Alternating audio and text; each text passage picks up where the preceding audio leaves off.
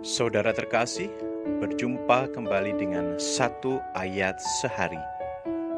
Ayat malam hari ini diambil dari surat pertama Santo Paulus kepada jemaat di Tesalonika, bab 5 ayat 2. Karena kamu sendiri tahu benar-benar bahwa hari Tuhan datang seperti pencuri pada malam. Saudara terkasih, dari zaman ke zaman, ada saja orang Kristen yang meramalkan dan memprediksi bahwa Kristus akan datang pada tanggal sekian dan tahun sekian. Walaupun apa yang mereka prediksikan tidak pernah terjadi, tetapi tetap saja ada orang yang percaya dengan perkataan mereka. Fenomena ini sebenarnya terjadi sejak zaman Paulus. Ia selalu mengingatkan jemaat Tesalonika agar tidak berusaha mencari tahu kapan Kristus akan datang kembali. Alasannya karena Kristus akan datang seperti pencuri pada malam hari. Artinya Kristus akan datang secara tiba-tiba dan tidak akan pernah bisa diperkirakan waktunya. Karena itu mereka yang tidak siap dan berjaga-jaga pada waktu Kristus datang kembali akan binasa.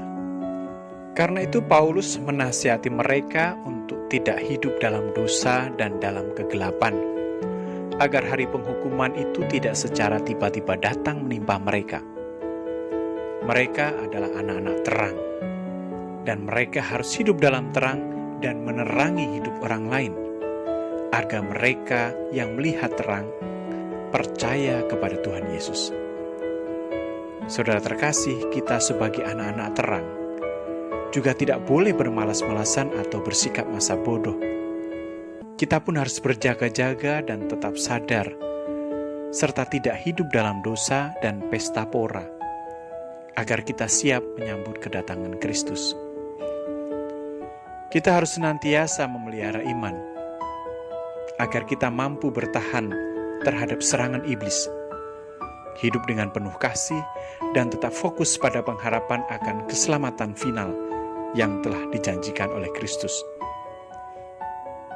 Pengharapan itu harus kita miliki, sehingga kita pun tidak mengalami murka Allah. Kristus akan datang kembali, tetapi kita tidak boleh percaya segala nubuat yang mendahuluinya. Dan sikap kita adalah tetap hidup dalam kekudusan, dalam terang, berjaga-jaga sambil terus-menerus berdoa dan berkarya. Hidup penuh iman, penuh kasih, dan penuh pengharapan. Marilah saudara-saudaraku, dalam segala keadaan kita selalu siap sedia, sadar secara rohani dan menguasai diri dalam segala hal.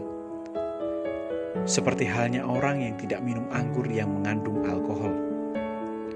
Jangan sampai kita tertidur, sebab mereka yang tidur, tidur waktu malam, dan mereka yang mabuk, mabuk waktu malam. Semoga kita selalu diberkahi oleh Tuhan dan hidup dalam kasih.